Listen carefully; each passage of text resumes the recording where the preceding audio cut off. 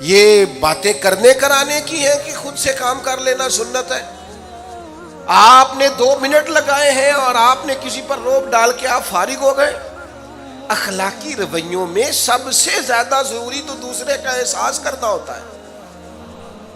اخلاقی رویوں میں سب سے زیادہ حاجت تو دوسرے کی تکلیف اور شدت کا احساس کرنے کی ہوتی ہے۔ میرے صاحب فرمایا کرتے تھے 10 منٹ کیوں انتظار کراتے ہو لوگوں کو؟ تم نے ممبر پہ کہا تھا میں 2:15 بجے جماعت کراؤں گا، 2:16 کیسے ہوئے؟ تمہیں اس کا پاس ہونا چاہیے تھا، تمہیں خیال ہونا چاہیے تھا کسی شخص کو کسی وجہ سے کوئی تکلیف، کوئی کسی اذیت کا شکار کیوں ہو، کوئی پریشان۔ میں اب تو الحمدللہ آپ اتنی بڑی تعداد میں آ گئے کہ جگہ آپ کے لیے مشکل ہو گئی، ورنہ شروع میں جب میں محافل کا ٹائم دیتا تھا تو میں وقت پہ چلا جاتا تھا۔ اگر کسی سے کہا ہے نا کہ 6 بجے آئیں گے تو 6 بجے چلے گئے، وہ کئی والی گھر والے پوچھتے سن تسی آ بھی گئے ہو، تو میں کہتا تھا سانو تسی ویلے ہیں سمجھ لو، ہمارا مزاج نہیں ہے نا جی۔ بلکہ ایک تقریب میں مجھے دعوت دی گئی تو اس پہ لکھا تھا 6 بجے، تو میں وہاں پہنچا تو میزبان بھی نہیں آئے تھے۔ مجھے بتائیں شادی کا کارڈ سارا خاندان بیٹھ کے لکھتا ہے نا، روانگی برات 1 بجے، 1 بجے جاتی ہے برات، مشترکہ جھوٹ بولا سارے خاندان نے۔ یہ رونے کی بات ہے، ہنسنے کی تھوڑی ہے۔ مسلمان اور جھوٹ بولے، مشترکہ طور پہ کہا یہ جھوٹ ہے۔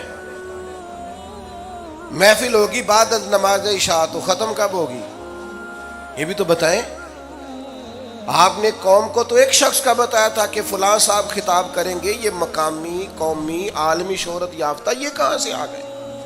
کیوں تکلیف دی گئی؟ بلکہ ہم نے تو منصوبہ بندی کی ہے کہ لوگ ہمارے جلسوں میں نہ آئیں۔ ستائے اتنا ہے، ایک جگہ پہ میں حاضر تھا تو 1:30 بجے مجھے مائک دے رہے تھے، اب تو میں جاتا نہیں ہوں، رات کو چھوڑ دیا ہے۔ 1 بجے رات کو مائک دے رہے ہیں تو نقیب بیچارہ رٹی رٹائی بات کر رہا ہے، کہتا ہے بلا تاخیر۔ میں نے کہا ابھی بھی بلا تاخیر ہے، کر لو تھوڑی تاخیر۔ خدا کے بندو ختم کرو، آدھے گھنٹے میں مسئلے کی سمجھ آ جاتی ہے، ایک پیغام دو، بات ختم ہو گئی۔ اتنا الجھاؤ اور اتنا بات کو کھینچنے کا معنی کیا؟ اپنے رویوں کے اندر۔ میں چلا گیا 6 بجے تو میزبان صاحب بھی نہیں آئے تھے، تو وہ تقریب کب شروع ہوئی؟ 9 بجے۔ تو میں نے ان سے کہا غور سے دیکھ لو کہیں میں تو نہیں الٹا پڑتا رہا، 9 اور میں 6 سمجھتا رہا ہوں۔ یہ چھوڑیں ان چیزوں کو، اپنی زندگی میں آپ نظم پیدا نہیں کریں گے تو کوئی کام کیسے کریں گے؟ حضرت حکیم الامت مفتی احمد یار خان صاحب نعیمی رحمۃ اللہ علیہ، مفتی صاحب رحمۃ اللہ علیہ جب جمعے والے دن الحمدللہ کہتے تھے نا تو پورا 1 بجا ہوتا تھا۔ لوگ گھڑی کو کہتے تھے تو غلط ہو سکتی ہے، پر مفتی صاحب پورے ٹائم پہ الحمدللہ کہتے ہیں۔ بلکہ ان کے بارے میں معروف ہے کہ وہاں ایک ذمہ دار تھا، بھینسوں کا دودھ دھوتے ہیں نا دیہاتی لوگ، تو عصر کی اذان سے 5 منٹ پہلے مفتی صاحب مسجد تشریف لے جاتے۔ یہ اخلاق ہے، یہ آپ کا رویہ ہے، یہ آپ کا انداز ہے۔ عصر کی اذان سے 5 منٹ پہلے جاتے تھے، جا کے وضو بنانا پڑے تو سنت ادا کر کے بر وقت نماز میں شامل ہو جائیں۔ تو مفتی صاحب گزر جاتے تو وہ ذمہ دار اپنے بیٹے سے کہتا کہ اب آپ نا بچے کو چھوڑیں بھینس کے نیچے تاکہ ہم بھینسوں کا دودھ دھوئیں۔ تو ایک دن وہ بیٹا کہنے لگا ابا جی ابھی تو یہ سورج کھڑا ہے، عصر کا ٹائم کہاں ہوا ہے؟ تو کہنے لگا تو چھڑ دے کٹا، مفتی صاحب لنگ گئے نہیں، ٹائم ہو گیا ہے۔ یہ ہمارے بزرگوں نے ہمیں رویے سکھائے۔ آپ نظم والے ہوں، اخلاق والے ہوں، سچائی والے ہوں، دیانت داری والے ہوں، دوسروں کا خیال رکھیں، کسی کو تکلیف نہ ہو ہماری وجہ سے۔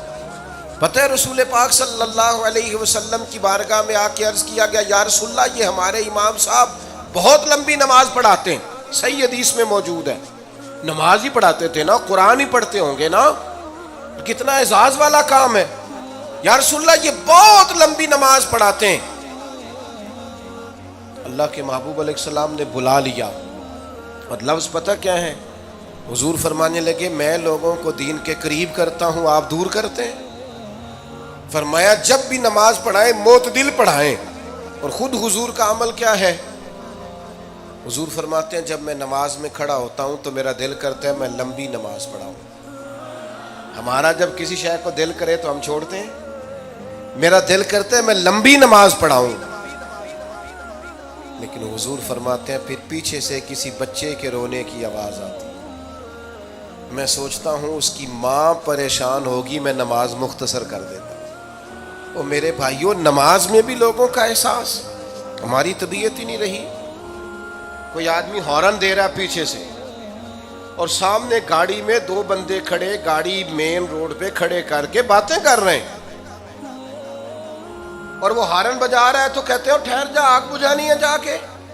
ایک تو آپ نے اتنا ظلم کیا کہ آپ نے روڈ بند کیا، اور دوسرا اخلاقی رویہ یہ ہے.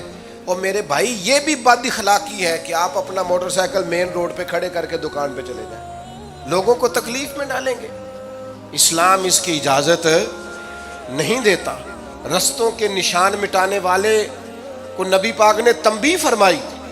کسی کو تکلیف ہو، اذیت ہو، اور بعض لوگ سمجھتے ہیں کہ میں نے پریشر میں رکھی ہوئی ہے دنیا، ڈرتے ہیں لوگ مجھ سے. جو ڈر کے عزت کرتا ہے وہ خوف کھاتا ہے، اور جو محبت سے تجھے سلوٹ کرتا ہے وہ تیرا احترام کرتا ہے.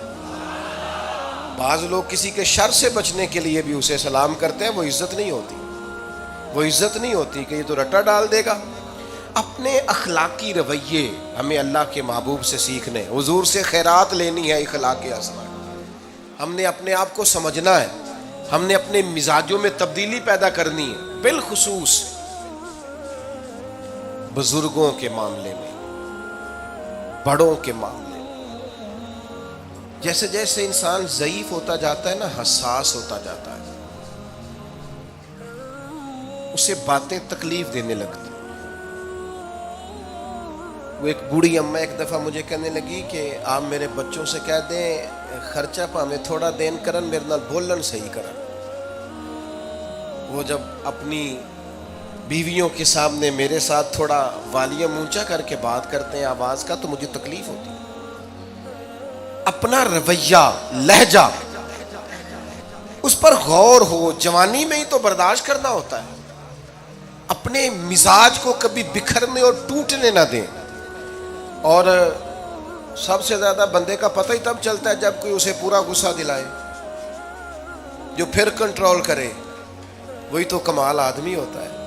آ کے کہا گیا تھا نا نبی پاک علیہ السلام کو کہ یا رسول اللہ وہ معاذ اللہ ان لفظوں کے ساتھ تانا و تشنیع کرتے ہیں، نقل کفر نہ باشد.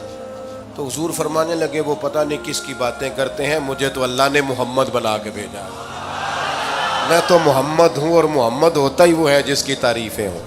وہ پتہ نہیں کس کی باتیں کر رہے ہیں، چھوڑو. وہ پتہ نہیں اس کی بات کر رہے ہوں گے جس کا وہ معاذ اللہ نام بگاڑتے. میرے عزیز، تھوڑا سا برداشت، اور آپ جملوں سے غور کریں، کسی کے لہجے سے غور کریں کہ وہ بندہ کہیں تکلیف میں تو نہیں، آزمائش میں تو نہیں. میں پہلے ہی مختصر تقریر کرنا چاہ رہا تھا، اب آپ لوگوں نے اور مختصر کرا دیا مجھ سے، تو میں بس بات کو سمیٹنے لگا ہوں، آپ غور فرمائیں گے. ایک دن نبی پاک علیہ السلام نے سید عائشہ صدیقہ رضی اللہ تعالیٰ عنہ سے فرمایا.